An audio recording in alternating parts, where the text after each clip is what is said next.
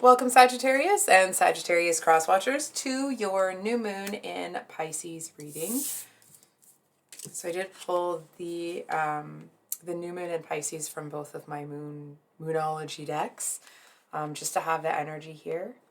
And I also pulled a couple of overall energies. So it could be that that there's somebody here that's trying to cause a bit of chaos. It could be for some of you that it actually may be like a you being in a place of, it's like feel the fear and do it anyway kind of deal. So it could be internally, it does feel like it's someone else. But for those of you that, I mean, hopefully no one's coming at you like that. But if they are, I feel like this person, it's almost like they seem to want to have some sort of new start. And I feel like all of this like chaos and confusion that they're causing, they seem to be doing it because it's like they're trying to stall things or wait until this new beginning has had time to kind of like burst forth. If it's a person, I feel like this is somebody that actually could be, it's like they're trying to cause some sort of distraction for you here so that they can get good enough at whatever they're doing so that they can compete with you. It could be someone that is, it's like they're trying to, cause all that distraction actually to keep your attention. It's a strange energy, I'm going to be honest with you, because I feel like this might sound strange, okay? But it's like, it's the kind of person that will come in and be totally ridiculous and with all of this, like, just a ton of ridiculousness, and they act like they have the worst of intentions and they're actually just like the worst person, but their heart and their intention is actually really pure. It's almost like they just are really horrible at expressing it. But I feel like there's some sort of change that's coming in them. Yeah. It feels like this is the kind of person that, like, they might have a heart of gold, but I feel like there's someone that can kind of turn on a dime. You know what I mean? It's like y'all could be going along, having a nice day or whatever, and everything's fine. And then it's like one kind of comment is made and this person flips, right? So what new start is Sag having? And then we have the Eight of Wands. Excuse me. Excuse me. We have the Eight of Wands at the bottom of the deck. So the Hermit energy, as we know, talks about going into that cave and doing that, inner work sort of thing. And the fact that it's reversed, Sag, I feel like you are leaving, I almost want to say you're leaving isolation in the rearview mirror, but I'm not so sure that that's actually what it is. It feels more like you may have been taking some time to like formulate some sort of idea or concept. And it's like, now that you have it firm, the way that you want to do it and how you know what I mean? It's like everything that you needed to be firm about this new thing is firm. And it's like, now you seem to be kind of opening up your realm and looking at the rest of the world like, okay, well, how is this all going to work, right? So it may not be that you've been in a complete hermit energy, but whatever this thing is that you've been kind of, I am kind of getting a bit of a, it's like to the external world, you may have been presenting with a very matter-of-fact, almost masculine energy. That doesn't mean that, you are, you will identify as male or female, right? So it's more, I feel like externally you've been expressing that masculine energy, but I feel like internally has been a completely different experience, right? I feel like internally it's like you've been allowing information to come to you and then have been using, so it's like you've been using the feminine to get that in, and then once the information is in, it's like you use the masculine to kind of categorize information or get it into the boxes it needs to be in, if that makes sense. And what's Sag letting go of? Ooh. Nine of Cups. So for those of you that have been kind of holding yourself up, possibly isolating yourself, like really, excuse me, I feel like you're going to, you know, regardless of why you have been isolating yourself, I feel like it doesn't mean that you can't be a one-man band or one-person band, apologies. But I feel like you start to see the value in getting other people's opinions. Now, it's different than asking someone else's permission, right? It's like you seem to have this, it's almost like if you were allowing the idea to kind of come up and out of you, I feel like now you're at a place where it's like you're opening up that, or like kind of broadening your scope. And it's like you're allowing all of this new information to come from other people. That seems to, it's almost like you're in this kind of mind expanding sort of energy. But what's interesting is that it doesn't feel like you're coming out of like, oh, I've been so lonely. I mean, I certainly hope that you weren't. I'm just not really seeing that. I feel like there may have been times where you felt lonely because you were so busy and you were focusing on what you were focused on. But I feel like now that you're kind of starting to come out of not loneliness necessarily, but feeling like everything has to come from you. Now that you're kind of opening up your scope here, I feel like you are in this, it's almost like you may not quite realize how strong the transformational energy is. And I feel like it's because it's like you've built yourself up to the point of like, okay, I've got this set up, I've got that set up. It doesn't mean that, you know, life is perfect and life is easy, right? It just feels like you have some sort of base that you have built for yourself that's put you in an energy where you're ready to kind of look at all of the new options, bring them all in, and then it's almost like you're going to bring, instead of bringing them in and then like ruthlessly pulling out what you don't need, I kind of see you bringing them in and just sitting there with them and kind of allowing what makes sense to stay and then just releasing everything else. What does Sag need to know that they don't know right now? What does Sag need to know? Then we're going to do, and what is the positive? And what's challenging? Okay, so I mean this in like the nicest possible way, okay? But with the Nine of Cups upright as what you're releasing, and what's positive about this is the Nine of Pentacles reversed. I kind of feel like either the relationship that you're in will find its footing again if it's lost it. If you're not in a relationship and you're not looking for one, I kind of feel like, listen, we all have a choice, right? I'm just kind of feeling like you may not be looking for a relationship. Maybe you are, maybe you're not. It just kind of feels like this next leg of the journey. You may not be alone. And I feel like part of you will just kind of seeing that you're going to resist it a bit, you know? And it's not out of fear or anything like that. I just feel like you're so focused on what you're focused on that that it's almost like the hardest part that you may kind of struggle to let go of is, if you're used to being alone, is allowing yourself to no longer be alone. It's almost like, this might sound strange and it might be specific. I feel like there's a message here that if someone is trying to help you, even if you already have the answer or even if you already know what it is that they're telling you, I actually feel if you're like, oh, okay, yeah, that's a good point. You know what I mean? And not lying or placating somebody, but just kind of like accepting that someone's trying to help you. I actually feel like that person, it's like once they see that you're willing to accept the help, I actually feel like there's a lot more that they kind of want to help you with. It just feels like they kind of needed to know that you would hear them out. So it's like they seem to feel that if you heard them out on something that they they may already know that you know.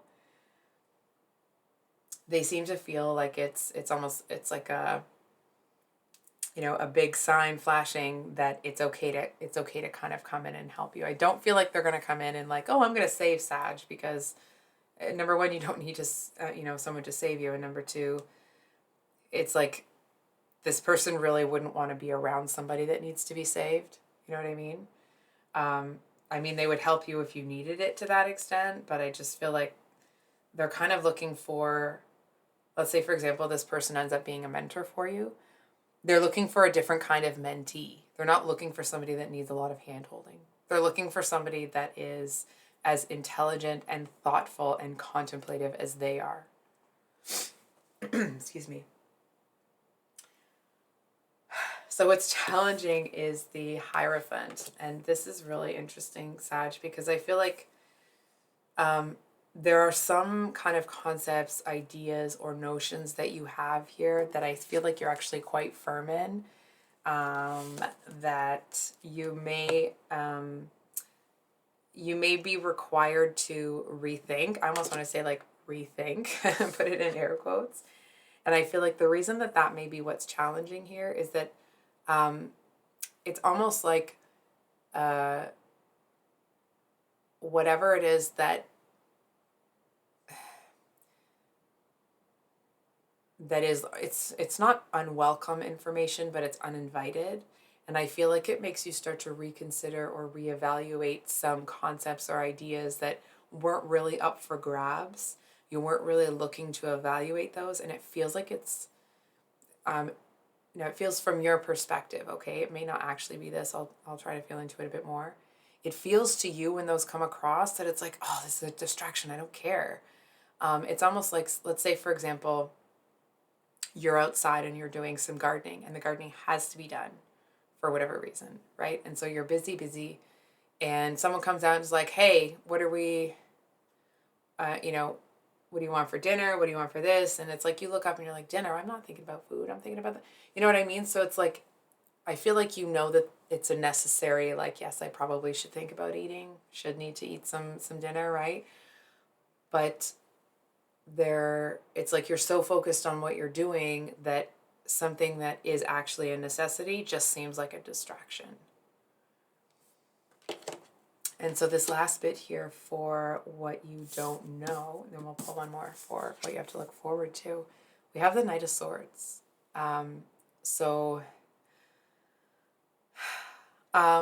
Sag, I mean this in the nicest, most kindest, loving way. I know that, and I'm a Sag. I have I'm a Sag, Sun, Moon, and Mercury, so it's pretty heavy. So please don't take this as judgment, but we can be a bit of a blunt crew, right? And I feel like there's somebody that's going to come in that seems to be a little bit more blunt, almost curt, more so than you are. And it's like they seem to do it with, it's like they act like their truth is the one and only truth. And it's almost like you don't really have a problem with the fact that they're saying things that maybe other people wouldn't say. It's that this person expects everybody to accept their truth as absolute truth. And I feel like you're looking at them like, who are you? You know what I mean? It's like, did you create the world? Why does this person seem to have some sort of, or at least why does this person think that they should have, not last rights, but how do I say that? Yeah, I'm clearly not. I'm drawing a blank here. It's like, why does this person... Okay, let me try that sentence one more time. Sorry, Sag. I feel like you're looking at the situation like, well, why would I believe this person? Who are they? What are their credentials? And it's like, why would I allow myself to be led around by the nose by somebody that doesn't have any social graces? And it's like, not that you have a problem with... It's like, not that you can't see the truth within that. It's just the way that this person seems to think that they're right over everybody else, even when they don't have the information. It's the kind of person that'll come in and like they will tell you beyond a shadow of a doubt that 2 + 2 is 5. And they will expect you to believe that 2 + 2 is 5, even though you're looking at them like, that's not right. And they're like, no, I read it in a book somewhere. And you're like, oh, no. So I'm going to pull one more card for what you have to look forward to. What does Sag have to look forward to for the new cycle that's starting on this new moon in Pisces? Yeah, Ace of Cups. So Sag, for those of you that aren't involved with somebody, I do see that there's going to be people that are approaching you. I'm going to be straight with you. It doesn't mean, okay, that those people are people that you would be interested in. It may not, right? That'll differ for everybody.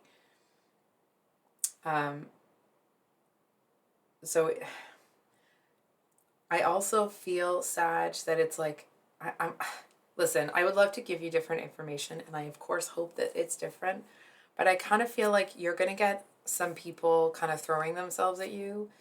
And I feel like instead of these people being like, or instead of you looking at these people and being like, ooh, this is, interesting. I'd like to, see what happens with this person. I feel like a lot of them are going to be like, oh, you know what? I don't want that. And I don't want, it's like you kind of start to,